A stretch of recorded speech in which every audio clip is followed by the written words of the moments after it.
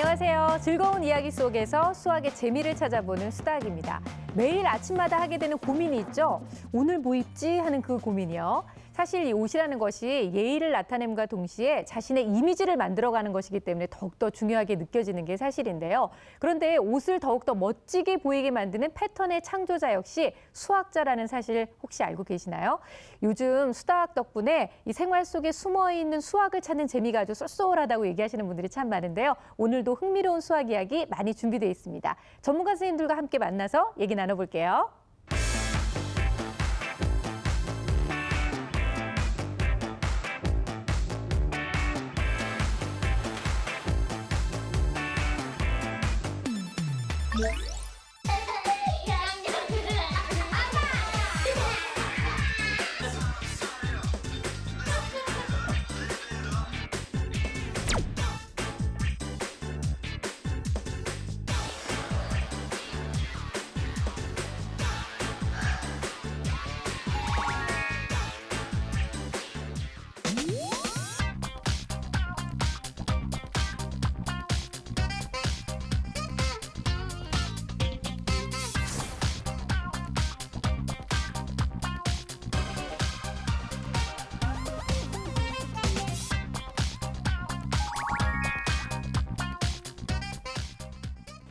네. 오늘은 정말 너무 감사합니다. 왜요? 우리 지승현 씨한테. 드디어 제가 오늘 파인드 매스 직업을 알 수 있을 것 같아요. 아, 벌써요? 힌트를 저한테 많이 주셨는데 오늘의 직업은요. 바로 패션 디자이너 아닌가요? 오, 딩동댕 맞아요. 맞았나요? 야, 아니 드디어 맞췄어요. 정말 오늘 저희가 이 패션 디자이너에 대한 얘기를 해보려고 하는데요. 네, 오늘 보고 저는 좀 제대로 팁을 좀 얻어갈 생각이에요. 그래서 작년에도 분명히 옷을 입고 살았는데 철이 바뀌어서 옷장을 열면 도대체 입을 옷이 없어서 내가 맞아요. 뭘 입고 살았나는 지경에 이르렀거든요. 그래서 제대로 된 팁 좀 얻어가려고 합니다. 근데 패션 얘기가 나왔으니까 네. 사실 또 우리 지승현 씨가 또 패션하면 또 기가 막히시잖아요. 조예가 깊잖아요. 조예가 깊다기보다 옷을 좋아하죠. 옷을 좋아하는데 그냥 어쨌든 간에 본인이 가지고 있는 단점을 좀 이렇게 커버할 수 있는 그런 옷을 입는 게 참 좋은 것 같아요. 본인의 단점을 커버할 수 있는 옷을 입도록 하세요. 저는 눈까지 커버해야 되는데. 이거는 뭐 옷으로 해결되는 게 아니니까요. 네네. 근데 사실 이 패션에 대한 얘기를 하려면 우리 가족들 중에서는 이분을 빼면 안 됩니다. 민성원 선생님. 민성원 선생님 멋내는 거 정말 장난 아니거든요. 그쵸, 선생님? 제가 대학교 때 그 명동에서 버스를 갈아탔어요. 그래가지고 그때 옷가게 점원이나 주인들하고 되게 친해져서 수십 군데를 막 친하게 다녀가지고 중간에 군대 갈 때 그들이 환송식도 해주고 그랬거든요. 정말요? 네.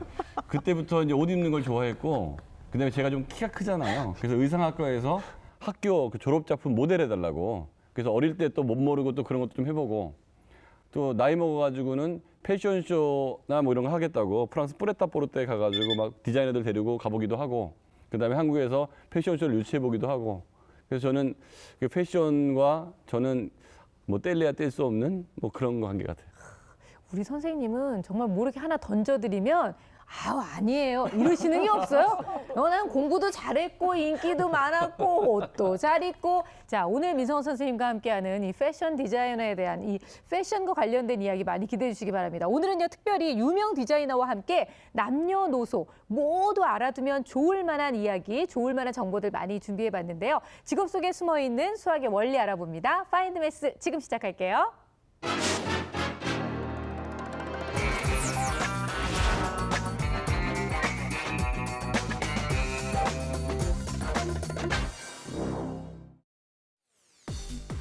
패션은 오랜 시간 동안 발전해왔습니다. 화려한 스타일에서 극도로 절제된 심플한 스타일까지 변화의 변화를 거듭한 것인데요. 패션의 원천은 자신을 꾸미고 싶어하는 힘, 바로 본능적이며 기본적인 욕구에서부터 시작됩니다. 패션이 자신을 나타내는 가장 쉬운 방법이기 때문인데요. 패션을 향한 사람들의 관심은 높아져만 갔고, 자연스레 유행을 창조하고 선도해가는 패션 디자이너라는 직업에 대한 흥미도도 높아졌습니다. 그래서 오늘 파인드 매스에서는 스타일의 날개를 다는 사람들, 패션 디자이너에 대해 이야기해볼까 합니다. 황금비의 마술사, 패션 디자이너를 만나볼까요? 패션 디자이너는 의상은 물론 가방, 모자, 구두 등 옷에 어울리는 다양한 소품까지 다루는 사람들을 통칭합니다. 오늘은 그 중에서도 패션계의 꽃이라 할 수 있는 의상 디자이너를 만나러 왔는데요.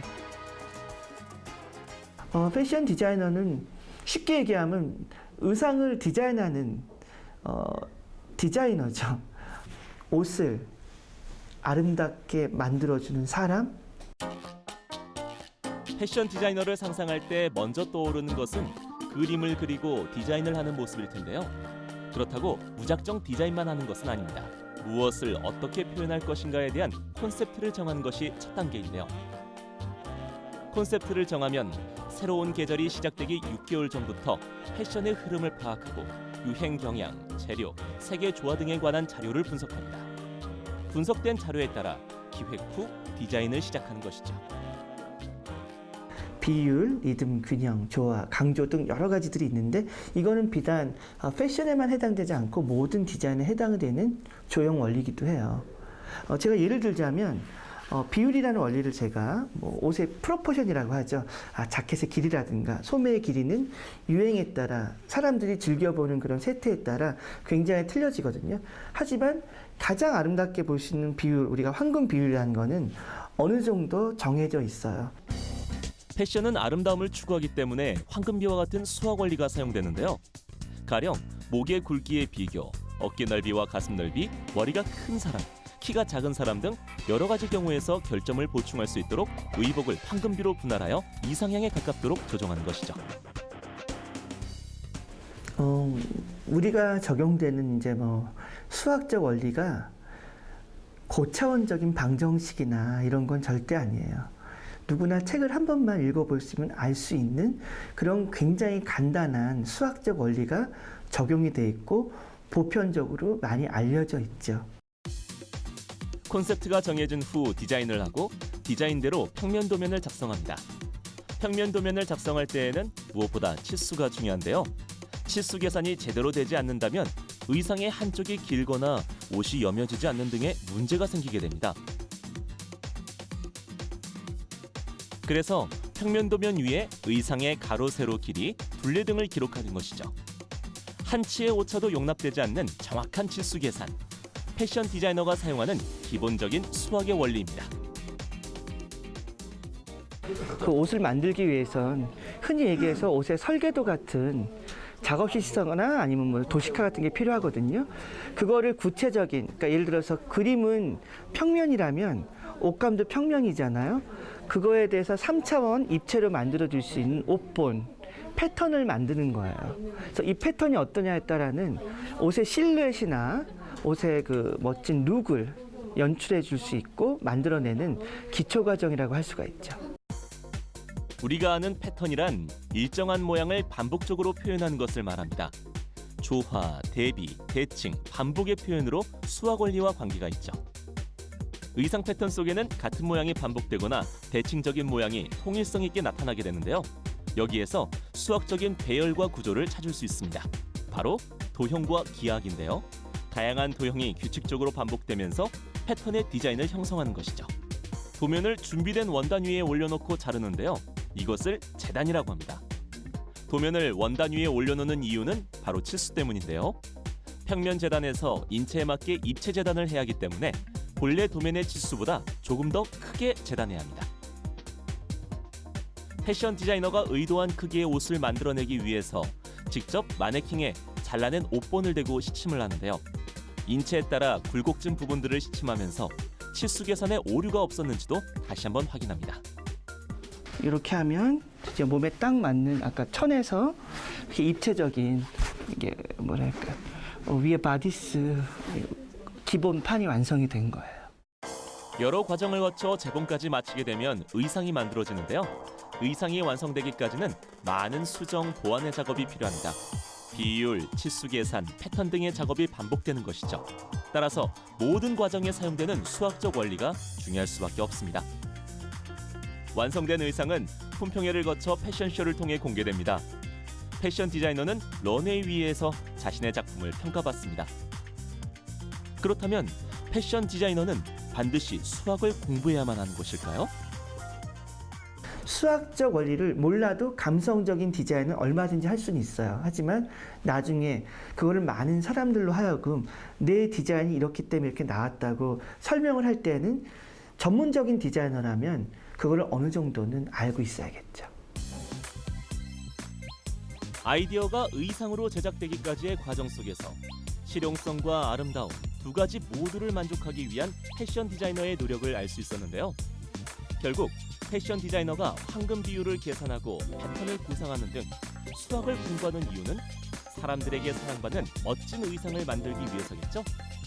Find Math. 오늘은 황금비의 마술사 패션 디자이너를 만나봤습니다. 야, 옷을 수학적 감각에 맞춰서 입는다 뭐 이런 걸 보니까 지금 다시 한번 보게 돼요. 누가 제대로 입었나, 누가 잘못 입었나 이런 게 자꾸 눈에 이제 좀 보이게 되는데요. 사실 예쁘게 보인다는 개념 안에 바로 그 수학의 개념이 들어 있었던 거군요. 예, 특히 말씀하시는 도중에 보면 비율, 균형, 조화, 원리, 평면, 3차원 입체, 패턴 언뜻 보면 수학 용어들 같잖아요. 다 패션과 수학이 이렇게 밀접하게 관련이 있다라는 것을 뭐 간접적으로 알 수 있고 또 뭐 자켓 길이라든지 뭐 소매 길이라든지 유행에 따라 그 세태에 따라 뭐 조금씩 달라지기는 하지만 가장 아름다운 게 보는 그 비율은 정해져 있다. 이게 황금 비율에 대해서 말씀하신 거거든요. 그래서 그 화면 중에 언뜻 보면은 수학책 같이 보이는 게 그게 디자인 책이란 말이죠. 네. 그리고 책 중에 그 그림에 있었는데 그게 5대8 이렇게 비율이 나와 있었는데 이것은 피보나치 수열의 숫자거든요. 1, 1, 2, 3, 5, 8 이렇게 앞에 두 항을 더해서 그 다음 항이 되는 이런 숫자 중에 5와 8을 썼잖아요. 이게 대략적인 황금비를 뜻하는 그런 숫자입니다. 예, 여기서 이제 황금비에 대해서 조금 더 자세하게 설명을 드리자면 사실은 황금 분할이라고도 합니다. 그러니까 이 비율인 거죠. 어떤 정해진 길이가 있다면 지정된 길이가 있다면 요 긴 것 대 짧은 것의 비율이 전체 대 요 긴 것 대 비율과 같다는 것을 뜻하는데요. 가장 이상적인 비율이고 가장 아름답게 보는 비율이라고 합니다. 그리고 이 비가 바로 1대 1.618이다라는 것이 알려져 있죠. 네, 이렇게 의상을 착용하고 나면은 이렇게 접혀지는 부분 그리고 입체적인 부분에 따라서 그 공간과 움직임을 예측해서 편안하게 만드는 게 사실은 패션 디자인의 관건이거든요. 그쵸. 아름다움도 좋지만 편안해야 되잖아요. 예를 들어서 애플 힙이다 이럴 경우에는 그 바지에 있으면 뒷면이 좀 더 길어서 이렇게 올라가야지 기장도 맞고 편안하거든요. 그래서 이때 그 방정식과 함수를 코딩을 해서 최적의 입체감과 유선형을 찾아서 그 사람들에게 맞춤형 옷을 그 패션 디자이너들이 쉽게 만들 수 있는 거죠. 그래서 팔등신 같은 경우에도 보면은 가장 아름다워 보이는 비율이 이제 3대5 또는 5대8 이렇게 되는데 저 같은 경우 이렇게 원피스를 오늘 제가 이러기 위해서 이렇게 옷을 이렇게 입고 왔는데 네. 원피스가 팔등신처럼 보이게 하려면 위에서 3위치 되는 곳에 이렇게 벨트 같은 걸 하면 약간 이렇게 좀 아름다워 보이지 않습니까? 아름다워요. 예. 상대적으로 정말 다리가 더 길어 보이는 그렇죠. 효과를 볼 수 있는 거죠. 예, 저는 톡톡히 누리고 있습니다. 이 팔등신의 효과를. 그래서 이런 비율을 좀 생활 속에서 알고 뭐 디자인을 하시거나 옷을 고를 때도 참고하시면 참 좋죠. 정말 놀라운 거는 이 선생님들은 어쩔 수가 없구나. 이 패션을 보면서도 수학을 생각을 해. 사실 저는 보면서 그냥 단순히 옷은 날개다. 이렇게 생각했거든요. 특히 또 우리 영상 속에 그 모델분들 정말 그 날개 달린 천사처럼 너무 아름다웠습니다. 여기서 극명하게 드러나지 않습니까? 선생님들은 똑같은 걸 보면서도 수학을 보지만 우리 이리 씨는 여자만 본다. 그렇죠. 안타깝습니다. 근데 사실 우리가 패션 얘기를 하면은요. 의상만 얘기하는 건 아니잖아요, 선생님? 여자들이 제일 좋아하는 게 의상 말고 두 가지 더 있죠. 백하고 신발이잖아요. 오, 네. 예.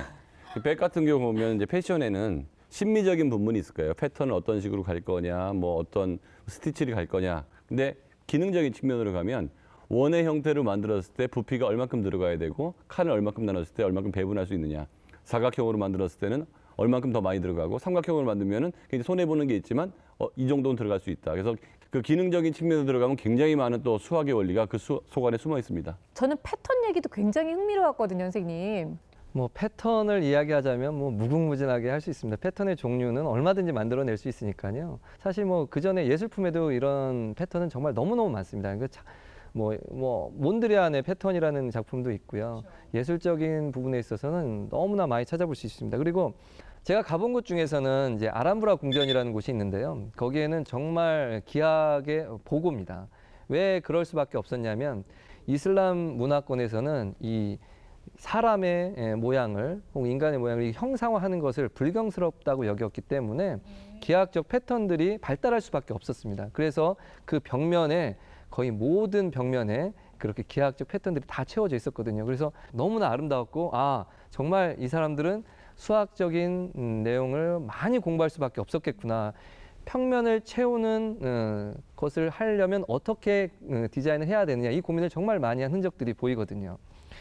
그리고 또 이 패턴을 연구하시는 디자이너 분들이 굉장히 많습니다. 특히 뭐 벽지라든지 그리고 타일 그리고 뭐 넥타이 이렇게 네. 만드시는 디자이너 분들은 매너리즘에 빠지실 때쯤 여행을 하시는데 일부러 아람브라 궁전을 찾는 디자이너 분들이 꽤 많다는 그런 썰이 있습니다. 야, 정말 설명을 너무 자세하게 잘해 주셨어요. 근데 그 사실 이 또 패션 디자이너 하면 뭐 인류 대학교를 나오고 그다음에 외국의 유명한 디자인 학교에서 공부를 해서 졸업을 하고 그리고 말투도 왠지 좀 럭셔리하고 뭐 약간 귀족 같은 그런 말투를 쓰는 분들이 많잖아요. 그래서 꼭 그런 분들만 유명한 패션 디자이너가 되는 건지 궁금해요. 알려주세요. 예, 패션 디자이너 같은 경우에는 이제 미대에 디자인과가 있는 경우도 있고요. 패션. 그다음에 가정대 의상학과나 의류학과가 있는 경우도 있고 그렇지 않으면 그냥 학원이나 아니면 자기 스스로 배워서 디자이너가 된 사람도 있어요. 근데 수학이라는 것을 이렇게 응용한다고 하면 수학적 원리가 바로 들어가는 방법도 있고요. 수학적 사고력이 들어가는 방법도 있고 아니면 수학을 배웠을 때 그 문제 해결력이나 그 과정을 또 배우는 방법도 있거든요. 그러니까 수학하고 연결된다는 게 바로 수학의 공식을 쓰는 게 아니에요. 그런데 그 패션이라는 게 기본적으로 굉장히 한 가지 연습을 많이 합니다. 그걸 계속 응용하거든요. 이런 방법도 수학의 규칙을 배우고 응용하는 거와 마찬가지인 거고요. 그다음에 A라인, H라인 뭐 그런 라인들도 각 민족과 특성에 따라서 어떤 형태의 옷이 맞는지도 전부 수학적 분석이에요. 그래서 기능성 옷은 100% 수학이 바로 적용되는 거고요. 그래서 미적인 옷들은 수학적 사고력이나 아니면 수학적 접근 방식이 들어간 거기 때문에 요즘은 각각의 전공을 했더라도 자기가 그쪽에 관심이 있으면 그 패션 디자이너가 되기도 하는데 그때 수학적 원리가 많이 적용됩니다. 야, 역시 오늘 이 수학적 내용에 어울리도록 우리 또 민성원 선생님께서 모눈지를 입으셨잖아요. 네. 아, 역시 센스가 남다르시다는 생각이 드네요. 오늘은요, 파인드 매스 이렇게 패션 디자인과 관련되어 있는 수학의 원리 함께 알아봤습니다. 정말 너무 놀라운 세상이 많이 펼쳐지는 것 같아요. 파인드 매스 다음 주에도 많이 기대해 주세요.